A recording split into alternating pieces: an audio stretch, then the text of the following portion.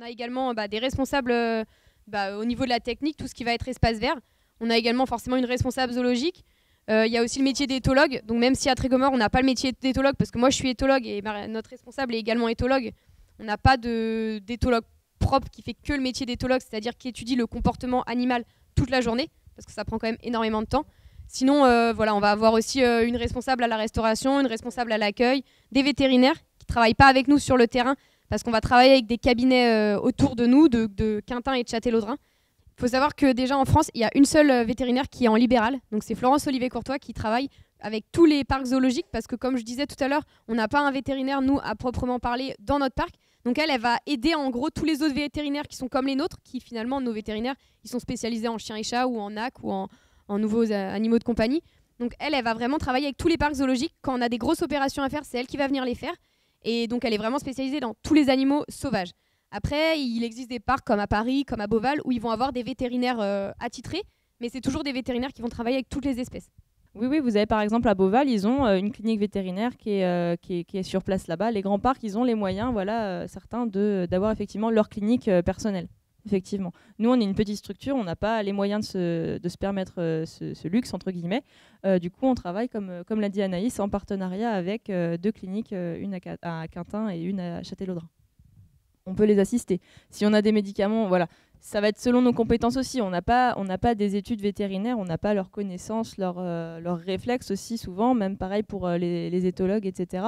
Il y a des choses voilà, qu'on va interpréter différemment. Mais oui, effectivement, il y a des choses qu'on va pouvoir être amené à faire.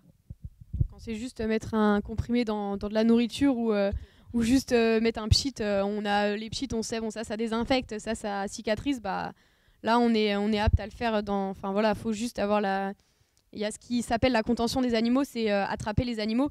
Il y a juste ça vraiment qu'on doit savoir faire parce que ça fait quand même partie du métier aussi de soigneur animalier, la contention. Parce que là par contre c'est pas le vétérinaire. Hein. Le vétérinaire il arrive, il pique l'animal mais c'est pas à lui de neutraliser. D'attraper l'animal quoi. Et puis bon après l'attraper ou pour les animaux qui vont pas s'endormir, genre je sais pas un petit singe ou un lémurien par exemple, ou sinon d'endormir un animal quand justement par exemple un gibbon ou même un tigre, on va pas juste ah salut on faut lui faire une piqûre, on va juste faire comme ça, non c'est pas possible, on les approche pas, on n'a aucun contact physique avec eux, donc là il faut les endormir déjà avec un fusil hypodermique et pour après faire ça, et ça par contre c'est à nous de le faire quoi. Donc ça, pour pouvoir le gérer, on a nos bâtiments qui sont adaptés avec en général une loge principale et on a toujours d'autres loges qu'on appelle des loges d'isolement ou de loges de contention où là on va, voilà, par exemple tous les jours, nos siamangs, nos entelles, nos gibbons, on essaye de faire en sorte de les inciter à venir dans ces loges pour les habituer justement à pas assimiler cette loge à une chose de négative et du coup avec ça, voilà, travailler avec eux et même quand par exemple un animal va partir dans un autre parc. L'habituer à rentrer dans une caisse de transport, etc. Voilà. On essaye vraiment de travailler avec nos animaux pour qu'ils aient toujours garder ce lien de confiance, etc. et pas les forcer et partir du coup sur vraiment la contention pure et dure, à l'immobiliser, qu'ils ne soient pas contents. Quoi.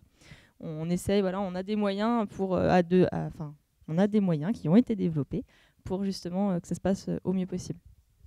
De toute façon, dès qu'il y a une intervention, en général, voilà, on partage, etc. Donc en général, tout le monde arrête ses soins ou quoi, se met en pause pour venir voir, assister, etc. S'il y a un problème, c'est toujours intéressant, ça nous fait apprendre de nouvelles choses, etc. C'est très enrichissant. Après, à ce niveau-là, on a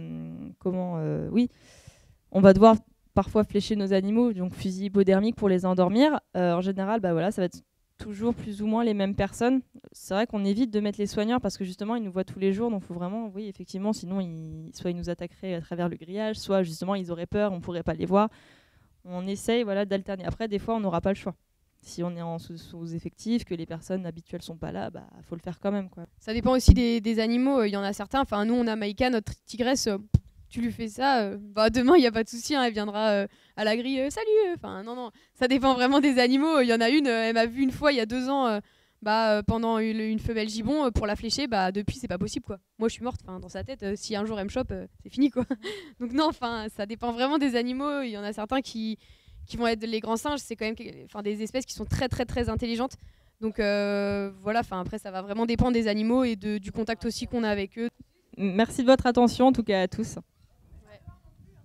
Et puis à bientôt à Trégomeur. N'hésitez pas à venir, on est ouvert le mercredi après-midi et les week-ends.